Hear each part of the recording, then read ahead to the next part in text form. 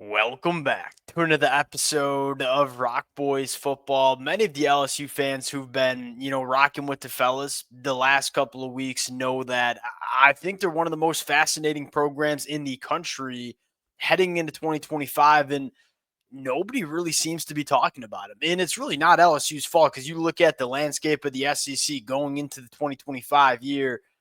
Of course, people are going to be talking about Georgia, the team that's been atop of the SEC the last couple of years. But then you have teams like Texas with Arch Manning and Florida with DJ Lagway and South Carolina with Lenore Sellers, all football teams that, look, I'm high on heading into 2025 because Garrett Nussmeier might not have as much flash as a quarterback like DJ Lagway or Arch Manning.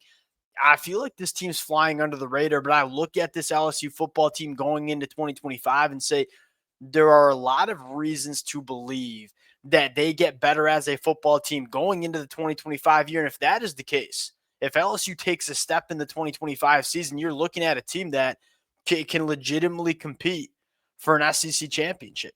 Now, you look at the LSU offense and say, we got a lot of confidence in Garrett Nussmeier. We got a lot of confidence in the pass catchers getting significantly better around Garrett Nussmeier going into 2025. Really, the only question mark is that offensive line going to be able to hold serve? Is it going to be good enough in the 2025 year? But that's also a position that LSU has recruited and developed extremely well. If there's a position group that I'm not that concerned about heading into 2025 from a developmental standpoint, it's probably this LSU offensive line. I guess to summarize my thoughts on the offense, is it going to be a top 5 offense in the country? I do not know, but it's going to be one of the best offenses in the SEC, and it's going to be a very good offense in 2025. I think the big question mark for LSU in terms of how good of a football team they can be in the 2025 year is the defense. And does the defense get better going into the 2025 year? And I'll start with this.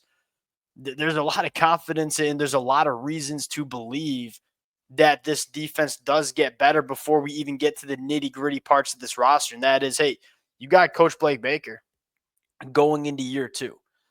That's a really big storyline for a lot of different reasons. One, historically, defensive coordinators who going into year 2, they have a lot more success. And it's largely for 2 reasons. One, the players are a little bit more comfortable in terms of, hey, what's Coach Baker want us to do? We're more comfortable in our scheme. We're playing a little bit faster. And then secondly, and I think this is a really big storyline here, is and Coach Baker's going into year 2 with this defensive personnel for the most part. Guys like Harold Perkins, how do we want to use him to maximize his impact on a football game? That familiarity with your defensive coordinator and the personnel he has on this football team, that matters as well. And so right on the surface, there's reasons to believe it gets better. And quite frankly, it got much better from the 2023 year to 2024. I mean, this defense was one of, if not the worst in the Power 4 in the 2023 year. Take a look at last year's numbers. It wasn't the standard. It's not what we expect from LSU football teams, but it was 53rd in the country in scoring defense, which is significantly better than it was in the 2023 year. Now you go into 2025, you're going year 2 with Coach Baker. And I think just as importantly, you have way better personnel than you had in the 2024 year. So year 2 with Coach Baker, better personnel.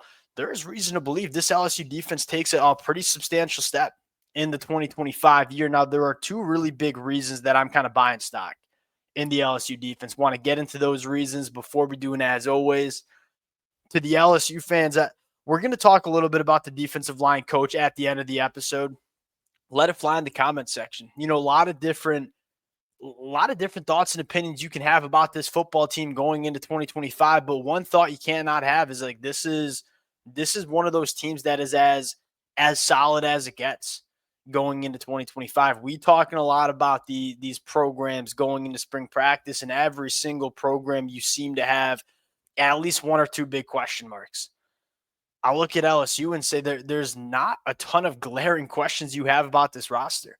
Let it fly in the comment section. Appreciate you guys. Without further ado, let's get into it. I want to start with, by far, to me, the biggest storyline. This secondary is, it's legit going into 2025, and it simply was not in 2024. And one of the things that I think is really interesting is you saw Coach Baker really lose a lot of confidence in the secondary throughout the 2024 season, where you came out in Las Vegas against USC and you saw the Coach Baker defense that we saw at Missouri.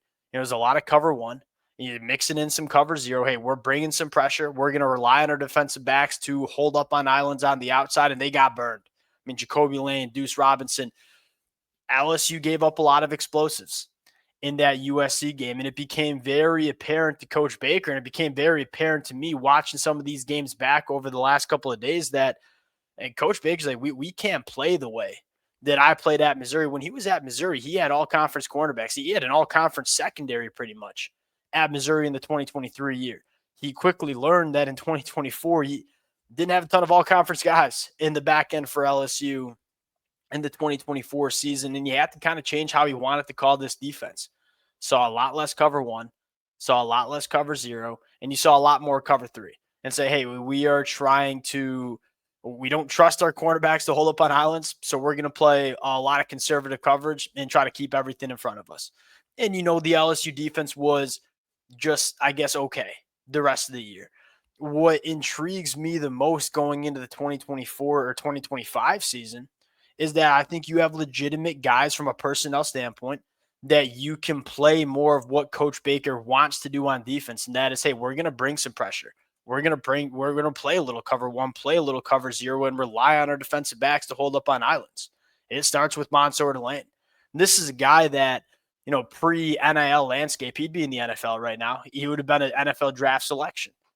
Because of NIL, because of that ability to come back one more year, get paid, and boost your NFL draft stock, Mansour Delane's coming to LSU. Bona fide cornerback one, a guy that you lose Zay Alexander, who is pretty solid for LSU. This is an upgrade at the cornerback one spot, in my opinion.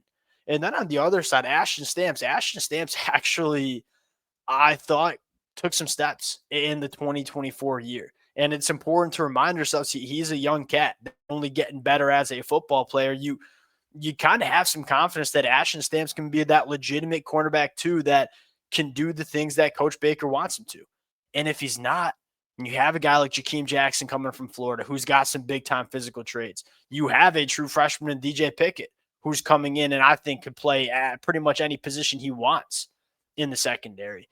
You're deeper and more talented at cornerback. And then I think the second conversation is you don't have as many liabilities is probably the word I would use, where you look at, at times Jordan Gilbert, and for sure a guy like Major Burns. When you go back and look at Major Burns kind of playing that nickel spot and say, he was targeted 32 times, gave up 26 catches. That's an 82% completion percentage when Major Burns is targeted.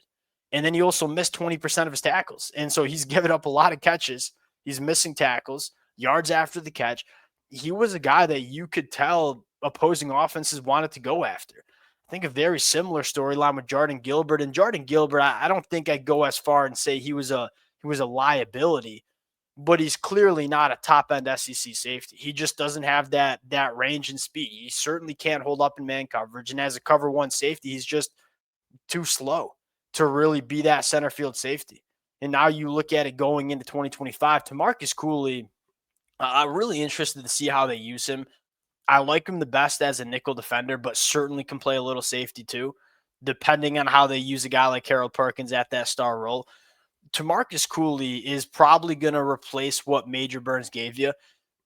Infinite upgrade going into the 2025 year. And then I think the big question mark is, does LSU go to the transfer portal and grab another safety in the spring, or is Deshaun Spears a guy that going into year two can give you what you need? Deshaun Spears versus Jordan Gilbert in terms of a pure athleticism standpoint conversation. Deshaun Spears, and I don't mean to be disrespectful to Jordan Gilbert, but I think Deshaun Spears is infinitely a better athlete than a guy like Jordan Gilbert and can give you more range and can give you some man coverage ability. And so I look at it top to bottom. You're not only top end more talented, but you are deeper, and you don't have the liabilities that you had in the secondary last year that really forced Coach Baker to kind of run a defense that he is not really known for running. So the secondary getting better, that's where it starts. You're going to see a little bit more of the Coach Baker defense that we expected from him coming into LSU prior to the 2024 year. Number two, can the pass rush hold serve? And I think it can.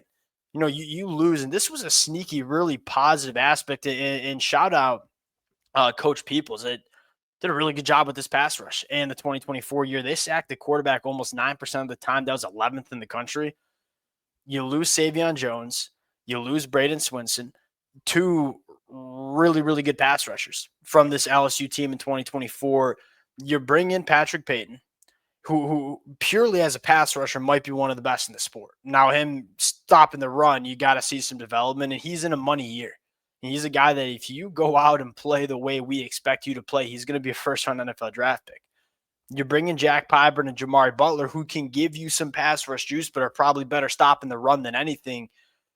You bring in the transfer portal additions to kind of try to hold serve and replace guys like Swinson and Savion Jones. I think you do that with guys like Pat Payton, Jack Pyburn, and Jamari Butler. The interesting conversation is the year two jumps from guys like Gabriel Relaford, who I thought flashed. I mean, as a true freshman, it wasn't consistent, but there were some flashes. You also have a guy in Kalaj Cobbins, who I think has some serious juice as well. I look at it and say that I don't think it's crazy to say LSU can be just as good as they were last year rushing the passer, especially with Harold Perkins being healthy for the full 12 games of a season, who is probably your best pure pass rusher on this football team. If the pass rush can hold serve and we know the secondary gets better, there aren't that many question marks about this LSU defense besides the inside of the defensive line. And that's what makes this hire so important for Brian Kelly, where it's, hey, you're not going to hire a defensive line coach and he's just going to develop all these guys in the first round NFL draft picks. You do want a defensive line coach that you like heading into spring practice, because this is a really important spring practice window for LSU to evaluate what you have. You have a solid guy in Jacoby and Gilroy. You know he's not going to be a game record, but you know he's going to give you solid snaps. Ahmad Bro, Dominic McKinley, what do they look like going into year two? Both, I thought, especially Dom McKinley in the month of November, played some really good football. That's that one position where you want your defensive line coach in. You want him kind of building those relationships with that room, and you want him evaluating, hey, are we good enough at this position? Because that's the last position you look at and say, all right, we don't really know what we have a ton with Sadir Mitchell and Sean Washington. We might have some dudes and Dom McKinley and Ahmad Bro. Do you want to go get a game wrecker on the inside of the defensive line? And if you can do that in the spring portal window, this LSU defense is going to be good. And again, what's so fascinating about it is we know the offense is going to be a good offense in 2025.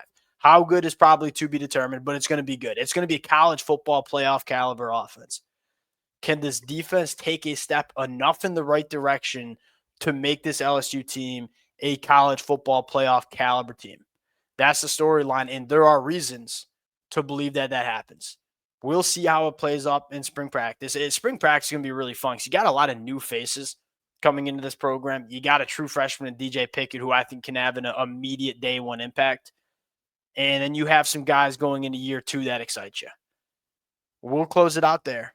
Appreciate you guys rocking with it. Fired up for spring practice. Fired up for what LSU is doing on the recruiting trail as well. This is a team that, when they lost Bryce Underwood to Michigan, it lit a fire under not only Coach Kelly, but this program as a whole in terms of how they want to operate on the recruiting trail. I think we're going to see a really fun next couple of weeks in terms of what LSU does recruiting as well. We'll pause it there. Appreciate you guys rocking with it. If y'all do enjoy the content, consider subscribing to the channel, and we'll talk to y'all later. Peace.